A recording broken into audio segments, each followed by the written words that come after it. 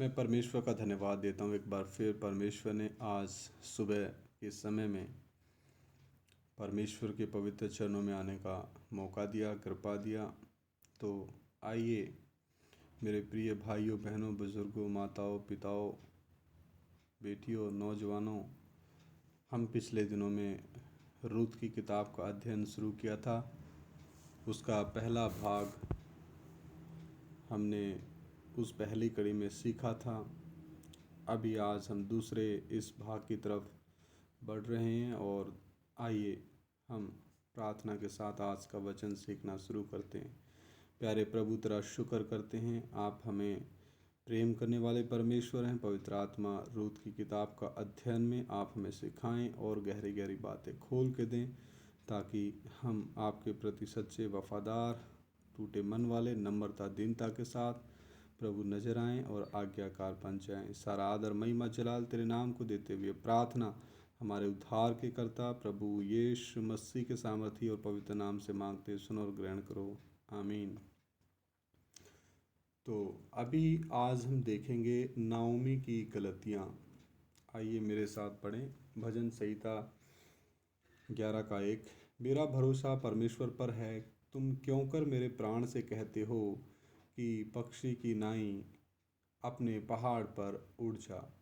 Naomi, उसके पति Elimelech और 2 पुत्र महलोन और किलियोन ने देश पर पड़े अकाल से मुक्ति पाने के लिए कनान के अपने वासस्थान को छोड़ दिया। तो उन्होंने उस देश में पड़े अकाल से राहत उनको मिलेगी ऐसा सोच करके उनका जो निज स्थान था कनान, उसको छोड़ दिया।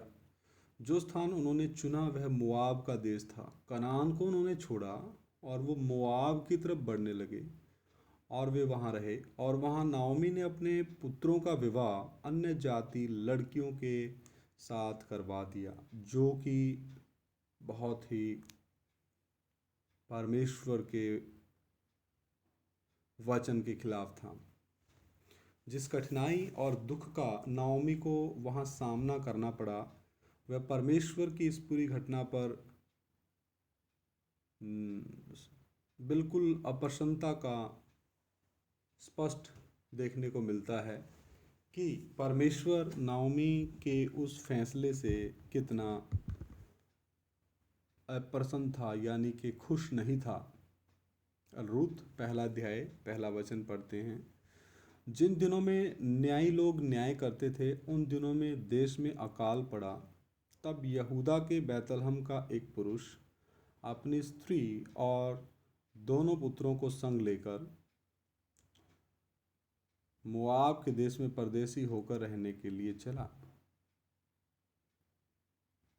तो ये रहने वाले कहाँ का था? नाओमी का जो पति यहूदा के बैतलहम का एक पुरुष अपनी स्त्री यानी कि नाओमी और दोनों पुत्रों को, यानी कि उसके बेटे, हमने जो पहले नाम पढ़ा महलोन और किलियोन को लेकर मोआब की तरफ उन्होंने कूच किया। और वहाँ पर उद्देश्य था कि हम जाएंगे और परदेशी होकर के रहेंगे। ये इनकी स्वयं की खुद की योजना थी। ये योजना सफल होगी या विफल होगी, ऐसा भी इनको कुछ पता नहीं था। और हमारा प्रभु यीशु मसीह भी बैतलहम की चरनी में पैदा हुआ। आगे हम देखते हैं, कभी भी हम परमेश्वर की तरफ से जो दंड या ताड़ना है उसका तिरस्कार ना करें। उसको हमने क्या करना है? उसको हमने स्वीकार करना है और बिना बुड़बुड़ाए परमेश्वर की माफ़ी की गुहार करनी है और परमेश्वर की आज्ञाओं का पालन करना है। जिन दिनों में न्यायी लोग न्याय किया करते थे, उन दिनों में देश में अकाल पड़ा था। न्यायी लोग न्याय करते थे। यह उस समय को दर्शाता है जब अगुए हमारी अगुवाई कर रहे हैं। कई बार हमें आत्मिक अकाल और परीक्षाओं का सामना करना पड़ता है। आत्मिक अकाल से आप क्या समझते हैं? कि जब हमें कोई परमेश्वर का कलाम सिखाने वाला खादिम या अगुआ या 5 प्रकार का जो सेवक नहीं मिले और हम वचन को सीखने के लिए तड़पते हैं। ऐसा कितने भागों में, कितने देशों में, कितनी जगहों पर आधुनिक समय में हो रहा है कि वो सीखना तो चाहते हैं लेकिन उनके पास सिखाने के लिए कोई भी उपस्थित या अवेलेबल या मौजूद नहीं रहता। तो परीक्षाओं का अगर हमें सामना करना पड़ता है, अकाल परमेश्वर की ओर से हो सकता है, एक अनुशासन भी हो सकता है कि अकाल के द्वारा परमेश्वर वहाँ के लोगों को अनुशासित करना चाह रहा है। तो उस अकाल के पीछे का कारण को पता करना हमारा कर्तव्य है।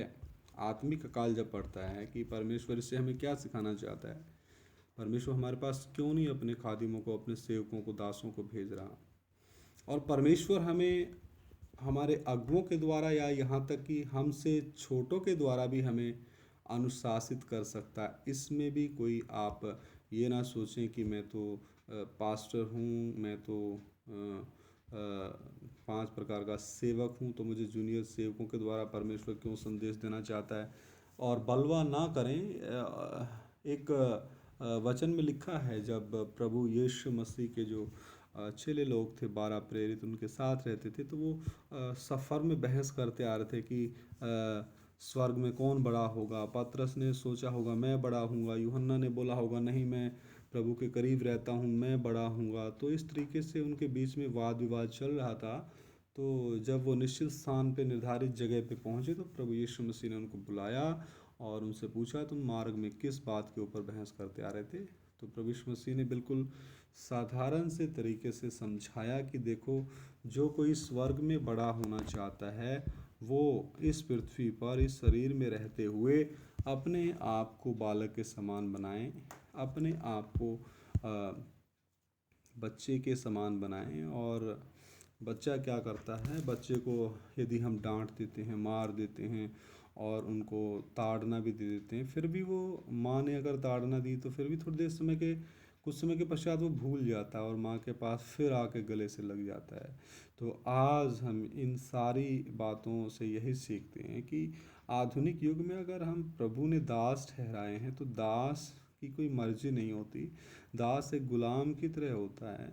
तो दास का कर्तव्य है कलीसिया की सेवा करना। दास कलीसिया की सेवा करने के लिए परमेश्वर ने दिया है, ना कि कलीसिया से सेवा लेने के लिए। क्योंकि प्रभु यीशु मसीह जो आत्माओं का पिता है, उसने भी कहा है कि मैं सेवा लेने नहीं आया, मैं सेवा देने आया हूँ। मैं अपने भाइयों के लिए अपने प्राण देता हूँ। हालेलुया। तो बलवा ना करें। जब प्रभु छोटों के द्वारा बड़ों को सिखाना चाहता है या अनुशासित करना चाहता है, जैसे दाऊद के पश्चात अदोनिया राजा बनना चाहता था, उसने सोचा कि वह ठीक व्यक्ति है, फिर भी उसकी एक समस्या थी, कोई भी उसे सुधार नहीं सकता था। यहाँ तक कि उसका अपना पिता भी उसे सुधार नहीं सका। जो कुछ भी वह करने के लिए सोचता था उसने किया, कोई भी उसे रोक नहीं सकता था। पहला राजा, पहला अध्याय 5-6 में हम पढ़ सकते हैं, उसने अपने पिता के विरुद्ध बलवा किया। किसने? अदोनिया ने। और अंत में मृत्यु का सामना किया। यदि आप सावधान नहीं हैं तो आप अदोनिया के समान बन सकते हैं और अपने आप को नाश कर सकते हैं। आपको अंत में दुखित होना पड़ सकता है। अंतिम समय में जबकि तेरा ये हम पढ़ते हैं नीति वचन 5:11-13, अंतिम समय में जबकि तेरा शरीर शीर्ण यानी कमज़ोर हो जाए, तब यह कहकर हाय मारने लगे कि मैंने शिक्षा से कैसा बैर किया और डांटने वाले का कैसा तिरस्कार किया। मैंने अपने गुरुओं की बात न मानी और अपने सिखाने वालों की ओर ध्यान ना लगाया। तो मेरे प्रिय भाइयों बहनों, बुजुर्गों, नौजवान बहनों, भाइयों और बुजुर्ग माताओं, बुजुर्ग पिताजी, मैं कोई बड़ा सिखाने वाला, कोई महान शिक्षक नहीं बनना चाहता, ना ही मेरी ऐसी कोई इच्छा है। मेरी इच्छा है प्रभु मुझ में बढ़े और मैं घटूं।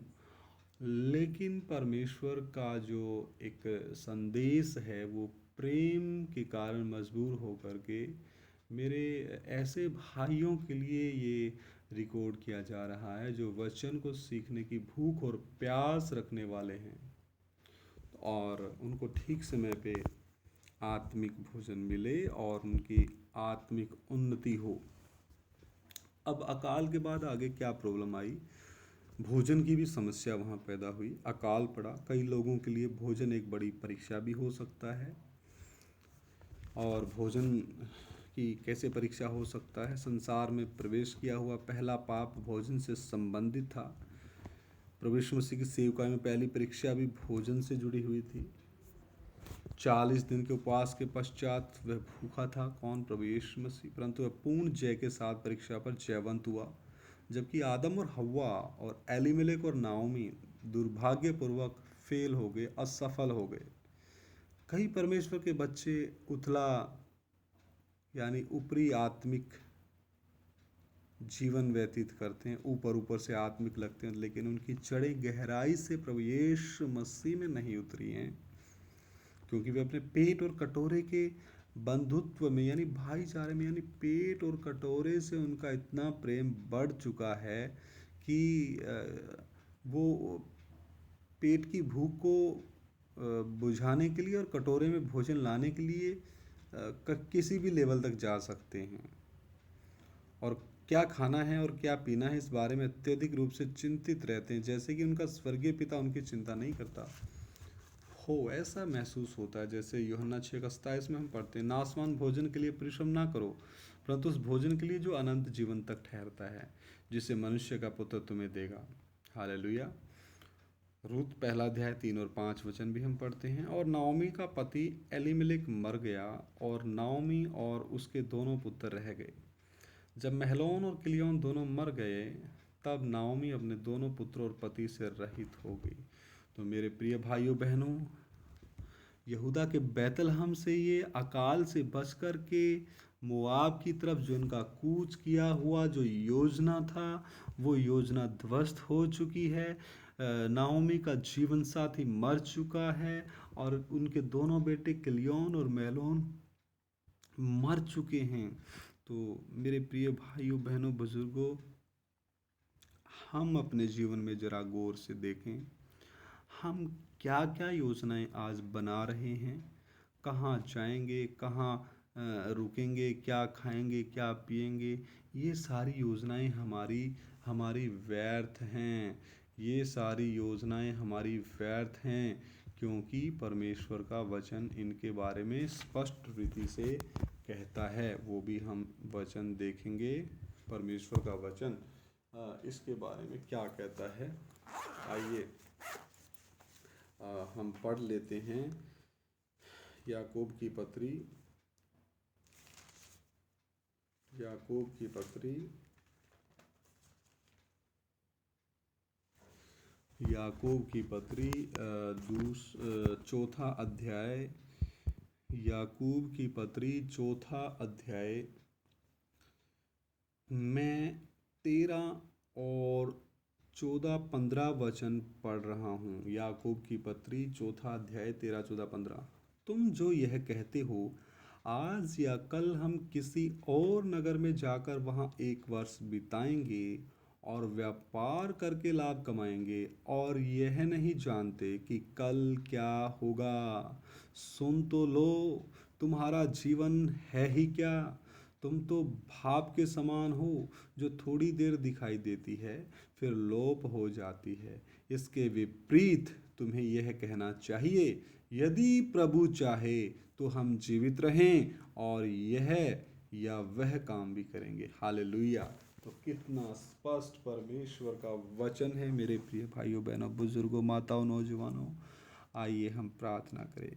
महान जीवते परमेश्वर अनुग्रहकारी पिता, तेरा शुक्र करते हैं प्रभु, आज सुबह काल के समय में 10 अगस्त 2020 को आज सुबह सुबह प्रभु आपने कृपा दिया, बोझ दिया प्रभु, रूत की किताब के अध्ययन के लिए मेरे पिता परमेश्वर। बहुत चीज़ें, बहुत गहराई, बहुत आत्मिकता, बहुत एक जब हम संसार से प्रेम करने लग जाते हैं, समस्याओं से भागने लग जाते हैं और अपना ही एक योजना, अपना ही एक प्लान बना करके ये वर्तमान जगह में जहाँ परमेश्वर ने हमें रखा उससे भागने की कोशिश करते हैं, तो हमारी सारी योजनाएं विफल होती हैं। प्रभु हमें वफादारी के साथ जहाँ आपने रखा वहाँ मजबूती के साथ, दिलेरी के साथ, हौसले के साथ, विश्वास के साथ खड़े रहने के लिए कृपा दे। और प्रभु हम जीवन का मुकुट प्राप्त करें, तेरा नाम महिमा पाए। प्रभु जो भी ये वचन भाई बहन बच्चे बुजुर्ग नौजवान सुने, प्रभु आप उनके मनों को बदल दो, आप उनसे बात करो। हालेलुया। प्रभु यीशु मसीह के सामर्थी और पवित्र नाम से मांग लेते हैं, सुनो और ग्रहण करो। आमीन। सभी को जय मसीह की। मारनाथा, हमारा प्रभु यीशु मसीह बहुत जल्द हमें लेने आ रहा है। हालेलुया। Praise the Lord.